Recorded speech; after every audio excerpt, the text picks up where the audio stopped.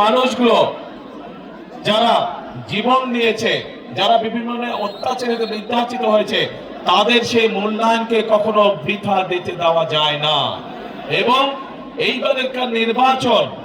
এইবারকার নির্বাচন শুধু দেশের জনপ্রতিনিধি নির্বাচিত করার নির্বাচন নয়, এবারকার নির্বাচন হবে আমাদের দেশকে পুনর্গঠন করার নির্বাচন।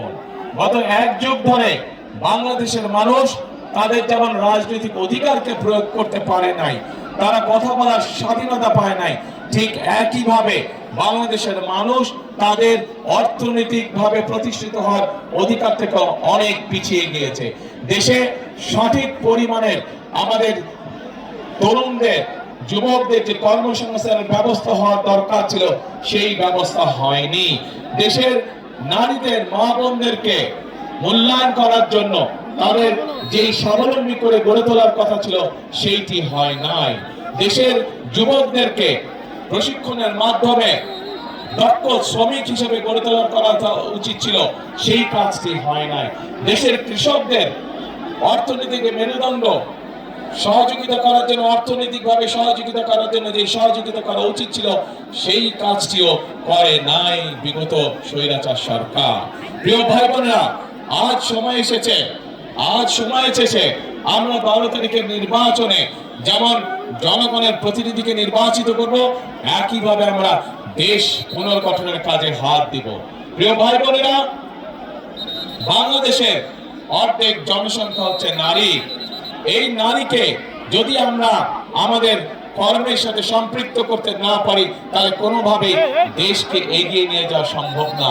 সেই জন্যই আপনারা দেখেছেন দেশনেত্রী খালেদা জিয়া যখন দেশ পরিচালনার দায়িত্বে ছিলেন, তখন তিনি বাংলাদেশের মেয়েদের শিক্ষা ব্যবস্থাকে বিনামূল্যে করে দিয়েছিলেন। আজ বাংলাদেশের হাজার লক্ষ কোটি নারী শিক্ষার আলোয় আলোকিত হয়েছে, কিন্তু এই নারী, এই মা বোনদেরকে আমরা অর্থনৈতিকভাবে স্বাবলম্বী করে গড়ে তুলতে চাই। এবং সেজন্যই আমরা চাই যে এই যে বাংলাদেশের প্রত্যেকটি ঘরে ঘরে গৃহিণী যারা আছেন, যারা ঘরের কর্ত্রী, তাদের কাছে আমরা ফ্যামিলি কার্ড পৌঁছে দিতে চাই, প্রত্যেকটি ঘরে, প্রত্যেকটি নারীর কাছে। এই ফ্যামিলি কার্ডের অধিকার হবেন এই দেশের মায়েরা, এই ফ্যামিলি কার্ডের অধিকার হবেন এই দেশের নারীরা। এবং এই ফ্যামিলি কার্ডের মাধ্যমে আমরা প্রত্যেকটি নারীর কাছে তার সংসার যাতে উনি স্বাচ্ছন্দ্যে পরিচালনা করতে পারেন, তার জন্য আমরা একটি প্রতি মাসে সহযোগিতা তার কাছে পৌঁছে দিতে চাই। প্রিয় ভাই বোনেরা, এই ফ্যামিলি কার্ডের মাধ্যমে আমাদের দেশের নারীরা ধীরে ধীরে অর্থনৈতিকভাবে স্বাবলম্বী হয়ে উঠবে। আমরা শুধু নারীদেরকেই সহযোগিতা করতে চাই না, একই সাথে আমরা আমাদের কৃষক ভাইদের পাশেও দাঁড়াতে চাই সহযোগিতার হাত নিয়ে।